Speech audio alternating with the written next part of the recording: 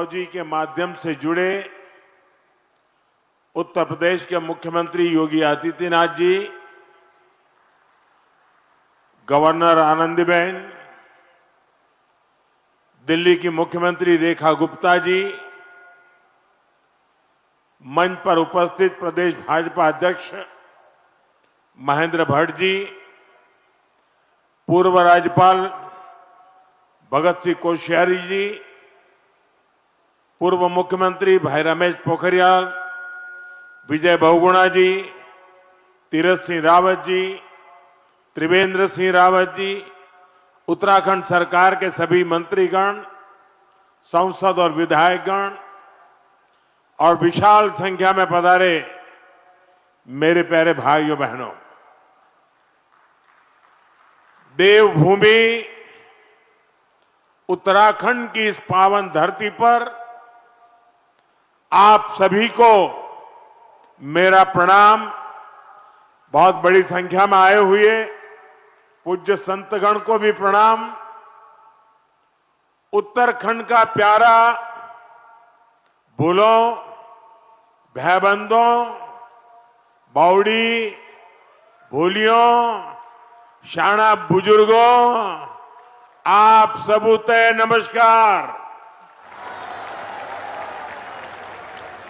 मेरो प्यारो दाजी भाई, दीदी बहनी, आमा बाबा सबई लाई मेरो तरफ देखी ठोक दिन छो।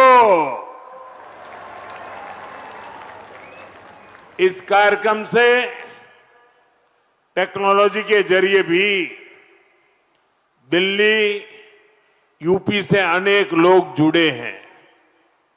मैं सभी का अभिनंदन करता हूं। सबसे पहले तो मैं आप सबकी क्षमा चाहता हूं। उत्तर प्रदेश और दिल्ली के कार्यक्रम में जुड़े हुए लोगों की भी क्षमा मांगता हूं कि मुझे यहां पहुंचने में 1 घंटे से भी ज्यादा देर हो गई। सब स्थान पर लंबे समय तक आप सबको इंतजार करना पड़ा और कारण यही था, मैं निकला तो समय पर था, लेकिन करीब करीब 12 किलोमीटर का रोड शो काली मंदिर से लेकर के यहां तक, इतना उत्साह, इतना उमंग कि मेरे लिए तेज गति से गाड़ी चलाना बड़ा मुश्किल हो गया। तो धीरे धीरे लोगों को प्रणाम करते करते, जनता जनार्दन के आशीर्वाद लेते लेते यहां पहुंचने में मुझे 1 घंटे से भी ज्यादा देर हो गई और इसके लिए मैं आपकी क्षमा मांगता हूं। और ऐसी धूप में 12 किलोमीटर ये जन सैलाब, ये उत्तराखंड का प्यार, माताओं बहनों का आशीर्वाद, मैं आज उत्तराखंड से एक नई ऊर्जा लेकर के जाऊंगा, नई प्रेरणा लेकर के जाऊंगा और मैं इसके लिए हर किसी का हृदय से आभार व्यक्त करता हूं। साथियों, आज देश में पर्व त्योहार की उमंग है। विभिन्न विश्वों में नववर्ष का आगमन हुआ है। मैं देशवासियों को बैसाखी, बोहाग बिहू और पुथांडु की शुभकामनाएं देता हूं। साथियों, अगले कुछ ही दिनों में यमुनोत्री, गंगोत्री, बाबा केदारनाथ, बद्रीनाथ धाम की यात्रा भी शुरू होने जा रही है। इस पवित्र समय का देश के कोटि कोटि आस्थावान श्रद्धा भाव से इंतजार करते हैं। मैं पंच बद्री, पंच केदार, पंच प्रयाग और यहां के आराध्य देवों को श्रद्धापूर्वक प्रणाम करता हूं। मैं संतला माता को भी नमन करता हूं। यहां आने से पहले मुझे मां डाट काली के दर्शन करने का सौभाग्य मिला है। देहरादून शहर पर मां डाट काली की बड़ी कृपा है। दिल्ली देहरादून इकोनॉमिक कॉरिडोर के इतने बड़े प्रोजेक्ट्स को पूरा करने में माता डाट काली का आशीर्वाद बहुत बड़ी शक्ति रहा है। साथियों, उत्तराखंड राज्य अपनी स्थापना के 25 वर्ष पूरा करने के साथ ही 26वें वर्ष में प्रवेश कर चुका है। आज दिल्ली देहरादून एक्सप्रेसवे के उद्घाटन के साथ इस प्रगति में एक और बड़ी उपलब्धि जुड़ी है। आपको याद होगा, बाबा केदार के दर्शन के बाद मेरे मुंह से अनायास निकला था कि इस शताब्दी का तीसरा दशक उत्तराखंड का दशक होगा। मुझे बहुत खुशी है कि डबल इंजन सरकार की नीतियां और उत्तराखंड के लोगों के परिश्रम से ये युवा राज्य विकास के नए आयाम जोड़ रहा है। ये प्रोजेक्ट भी उत्तराखंड के विकास को नई गति देगा।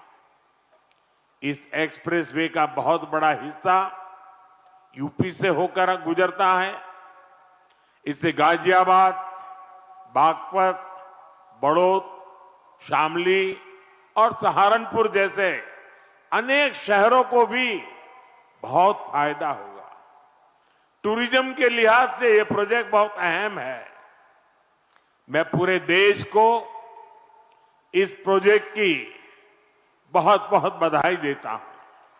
साथियों, आज डॉक्टर बाबा साहब आंबेडकर की जयंती भी है। मैं बाबा साहब को कोटि कोटि देशवासियों की ओर से श्रद्धांजलि अर्पित करता हूं। बीते दशक में हमारी सरकार ने जो नीतियां बनाई, जो निर्णय लिए, वो संविधान की गरिमा को पुनर्स्थापित करने वाले रहे हैं। आर्टिकल 370 हटने के बाद आज पूरे देश में भारत का संविधान लागू है। जिन दर्जनों जिलों में माओवाद, नक्सलवाद खत्म हुआ है, वहां भी अब संविधान की भावना के अनुरूप काम हो रहा है। देश में समान नागरिक संहिता लागू हो, यह हमारे संविधान की अपेक्षा है। उत्तराखंड ने संविधान की इस भावना को आगे बढ़कर और उस भावना को आगे बढ़ाकर पूरे देश को राह दिखाई है। साथियों, बाबा साहब का जीवन गरीबों को, वंचितों को, शोषितों को न्यायपूर्ण व्यवस्था देने के लिए समर्पित था। हमारी सरकार आज उसी भावना के साथ हर गरीब, हर वंचित को सच्चा सामाजिक न्याय देने में जुटी है। और सामाजिक न्याय का एक बहुत बड़ा माध्यम देश का संतुलित विकास है। सबको सुविधा है, सबकी समृद्धि है। इसलिए ही बाबा साहब आधुनिक इंफ्रास्ट्रक्चर की, औद्योगिकरण की भरपूर वकालत करते थे। साथियों, भविष्य की दशा और दिशा क्या होगी, अक्सर लोग इसके लिए हाथ की रेखाओं को दिखाते हैं। जो भविष्यवेत्ता होते हैं ना, वो हस्तरेखाएं देखते हैं और हर व्यक्ति के भविष्य के विषय में बताते हैं। मैं इस विज्ञान को तो नहीं जानता हूं, लेकिन कहते हैं कि ये भी एक शास्त्र है। अब ये तो हो गई व्यक्ति के भाग्य की, जो उसके हाथ में रेखाएं हैं उसकी बात। लेकिन मैं अगर इसी संदर्भ को राष्ट्र जीवन से जोड़ करके देखूं, तो राष्ट्र की भाग्य रेखाएं कौन सी होती है?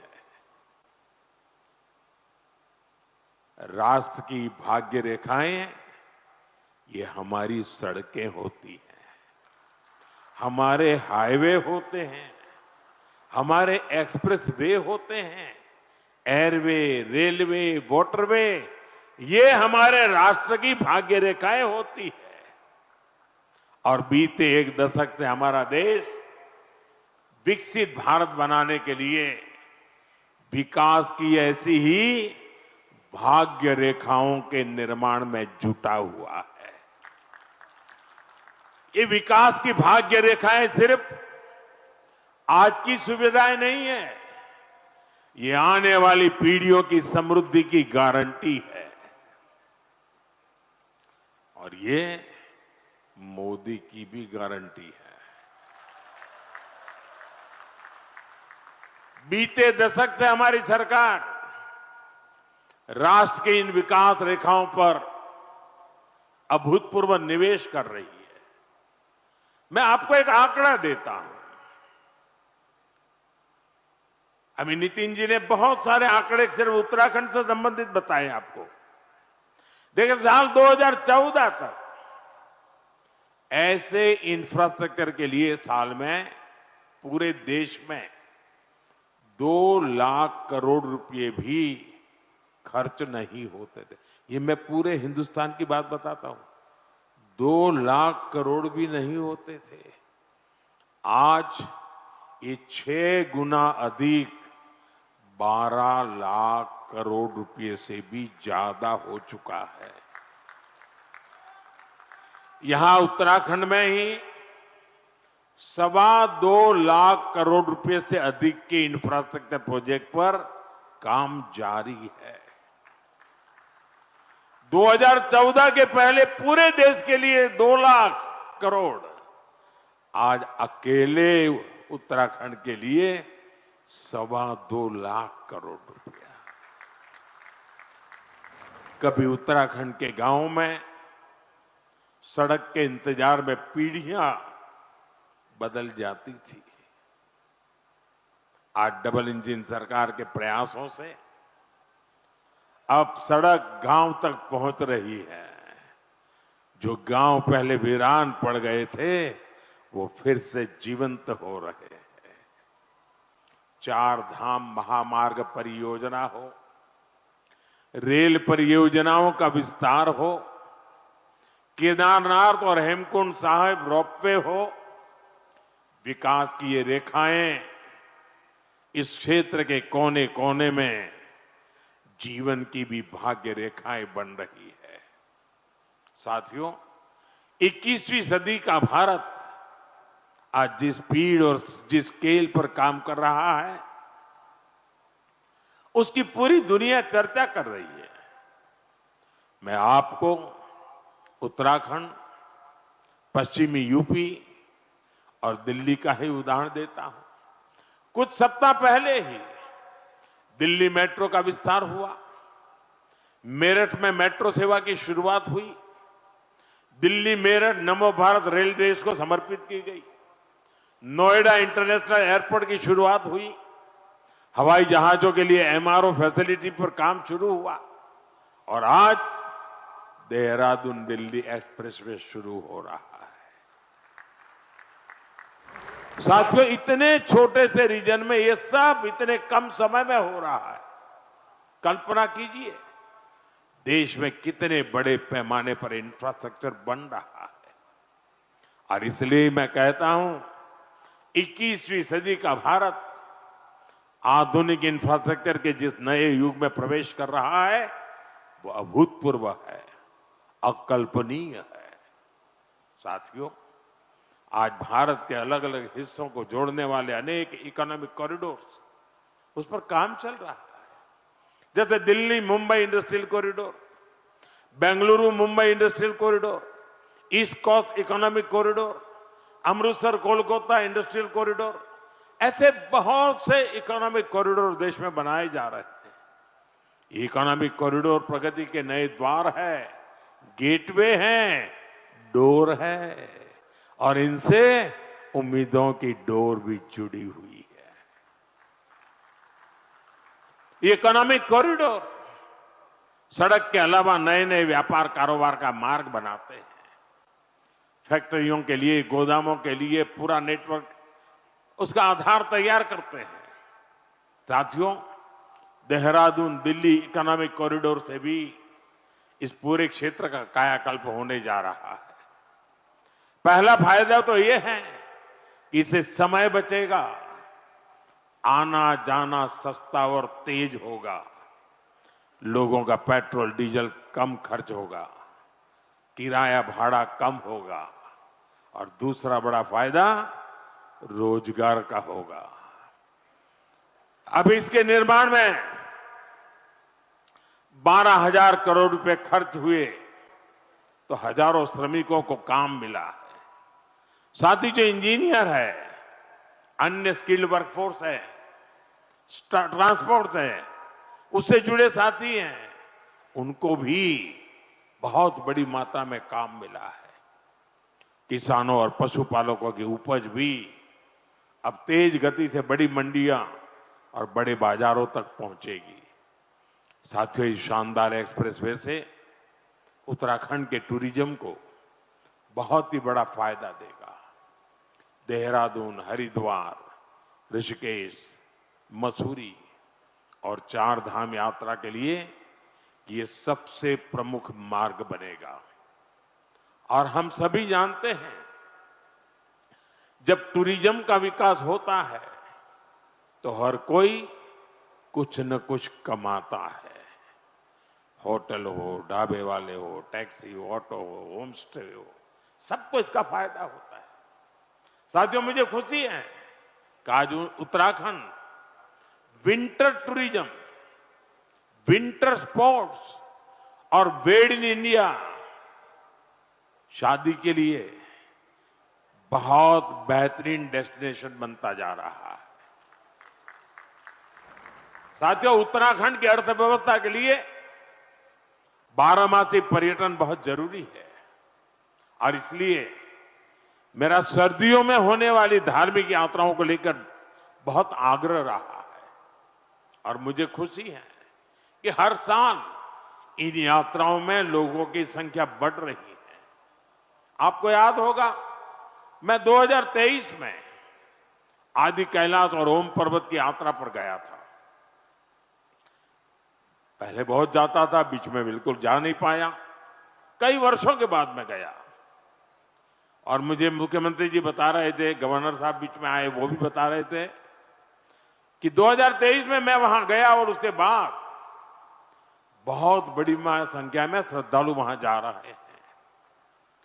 पहले वहां कुछ 100 लोग ही सर्दियों में यात्रा के लिए जाते थे। साल 2025 में करीब करीब 40,000 से अधिक लोगों ने इन पवित्र स्थानों की यात्रा की। कभी 1,000 नहीं होते थे, अगर 40,000 पहुंचते हैं तो यहाँ के लोगों की रोजी रोटी की कितनी बड़ी ताकत आ जाती है। इसी तरह 2024 में शीतकालीन 4 धाम यात्रा में करीब 80,000 श्रद्धालु आए थे। 2025 में यह संख्या 1.5 लाख पार कर चुकी है। साथियों, हम ऐसा विकसित भारत बनाने में जुटे हैं जहां प्रगति भी हो, प्रकृति भी हो और संस्कृति भी हो। और इसलिए आज होने वाले हर निर्माण को इन्हीं त्रिवेणी, प्रगति, प्रकृति और संस्कृति की त्रिवेणी, इन्हीं मूल्यों के आधार पर विकसित किया जा रहा है। इंफ्रास्ट्रक्चर से इंसानों को भी सुविधा हो और वहां रहने वाले वन्य जीवों को भी असुविधा न हो, ये हमारा प्रयास है। और इसलिए ही इस एक्सप्रेसवे पर करीब 12 किलोमीटर लंबा एलिवेटेड वाइल्ड लाइफ कॉरिडोर भी बनाया गया है। हाथियों को भी असुविधा ना हो, इसका भी ध्यान रखा गया है। वैसे साथियों, मैं आज देश भर के सभी पर्यटकों और तीर्थयात्रियों से भी एक आग्रह करना चाहता हूं। हमारे पहाड़, ये वन क्षेत्र, ये देवभूमि की धरोहर, ये बहुत ही पवित्र स्थान है। ऐसे स्थानों को साफ सुथरा रखना, ये हम सभी का कर्तव्य है, यहां रहने वालों का भी और यात्री के रूप में आने वालों का भी। इन इलाकों में प्लास्टिक की बोतलें, कूड़े कचरे का ढेर, ये देवभूमि की पवित्रता को ठेस पहुंचाता है। इसलिए बहुत आवश्यक है कि हम देवभूमि के इन स्थलों को, हमारे इन तीर्थ स्थलों को स्वच्छ रखें, सुंदर रखें। साथियों, अगले वर्ष हरिद्वार में कुंभ का भी आयोजन होना है। हमें आस्था के इस संगम को दिव्य, भव्य और स्वच्छ बनाने में कोई कोर कसर बाकी नहीं छोड़नी है। साथियों, उत्तराखंड में नंदा देवी राज जात यात्रा भी होती है। यह आस्था का उत्सव तो है ही, ये हमारी सांस्कृतिक चेतना का भी जीवंत उदाहरण है, जहां मां नंदा को बेटी मानकर पूरे सम्मान के साथ विदा किया जाता है। इस यात्रा में बहनों बेटियों की भागीदारी इसे विशेष बनाती है। मैं मां नंदा को प्रणाम करते हुए देश भर की बहनों बेटियों को भी विशेष संदेश देना चाहता हूं। विकसित भारत के निर्माण में आपकी बहुत बड़ी भूमिका है। इस देश की बेटियों की, इस देश की माताओं की, बहनों की बहुत बड़ी भूमिका मैं देख रहा हूं। और बहनों बेटियों की सुविधा, सुरक्षा और लोकतंत्र में भागीदारी, ये डबल इंजन सरकार की बहुत बड़ी प्राथमिकता है। आप अभी देख रहे हैं कि दुनिया में कितना बड़ा संकट आया है। इसे दुनिया के विकसित देशों में भी कितना हाहाकार मचा है। ऐसी मुश्किल हालत में भी सरकार का निरंतर प्रयास है कि हमारी बहनों को कम से कम परेशानी हो। साथियों, बहनों बेटियों की भागीदारी का एक और महत्वपूर्ण पड़ाव अब देश के सामने है। 4 दशकों के इंतजार के बाद संसद ने नारी शक्ति वंदन अधिनियम पारित किया था। इससे विधानसभा और लोकसभा में महिलाओं के लिए 33% आरक्षण तय हो गया। सभी दलों ने आगे आकर इस महत्वपूर्ण कानून को समर्थन दिया। अब महिलाओं को ये जो हक मिला है ना, इस हक को लागू करने में देर नहीं होनी चाहिए। अब ये लागू होना चाहिए। अब जो 2029 में लोकसभा के चुनाव होंगे और तब से लेकर के आगे विधानसभा के भी चुनाव आते रहेंगे, जो भी चुनाव आते रहेंगे, 2029 से ही ये लागू हो जाना चाहिए। ये देश की भावना है, ये देश की हर बहन बेटी की इच्छा है। मातृशक्ति की इसी इच्छा को नमन करते हुए 16 अप्रैल से संसद में विशेष चर्चा तय की गई है। देश की बहनों बेटियों के हक से जुड़े इस काम को सभी राजनीतिक दल मिलकर के सर्वसम्मति से आगे बढ़ाएं, उसको पूरा करें। और मैंने आज देश की सभी बहनों के नाम एक खुला पत्र लिखा है। सोशल मीडिया में शायद ये मेरा पत्र आप तक पहुंचा होगा। हो सकता है टीवी और अखबार वाले भी इस पत्र का जिक्र करते होंगे। मैंने बड़े आग्रह के साथ देश की माताओं बहनों को इस कार्य में भागीदार बनने के लिए निमंत्रित किया है। मुझे पक्का विश्वास है कि पत्र मेरे देश की माताएं बहनें जरूर पढ़ेगी,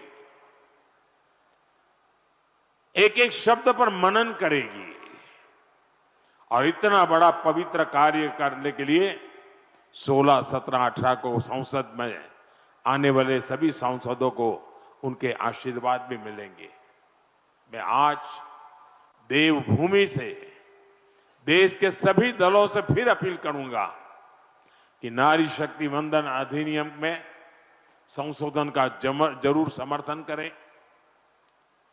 2029 में हमारे देश की 50% जनसंख्या हमारी माताएं बहनें हमारी बेटियां, उनको उनका हक हम देके रहे। साथियों, मैं उत्तराखंड आऊं और फौज की बात ना हो तो बात अधूरी ही रहती है। मैं गढ़ी कैंट, ये सभा स्थल, ये उत्तराखंड की महान सैन्य परंपरा का प्रमाण है।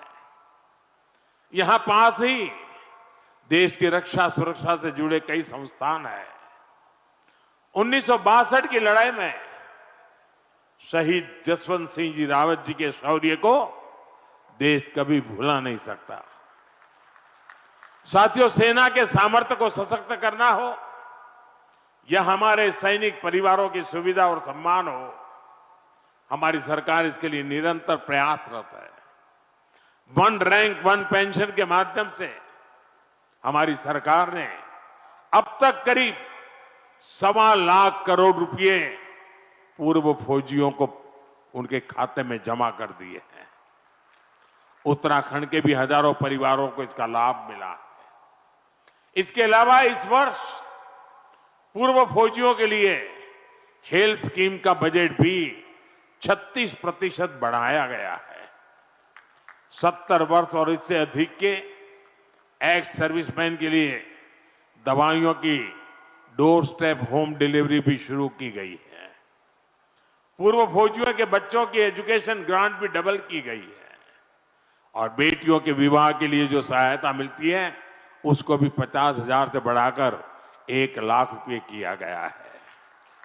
साथियों, देशभक्ति, देवभक्ति और प्रगति, ऐसे हर आयाम को जोड़ते हुए हमें देश को विकसित बनाना है। एक बार फिर दिल्ली वासियों को, उत्तर प्रदेश वासियों को और एक प्रकार से देशवासियों को इस शानदार एक्सप्रेसवे की मैं बहुत बहुत शुभकामनाएं देता हूं।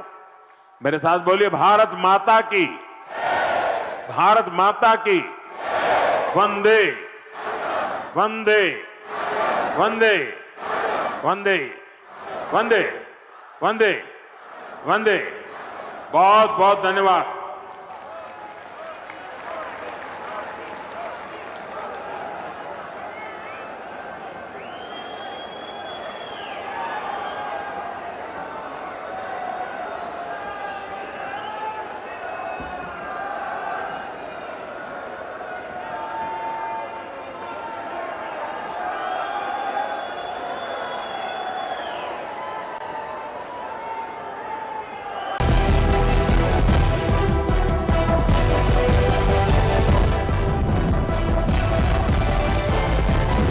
इंडिया आपकी सोच, आपकी आवाज।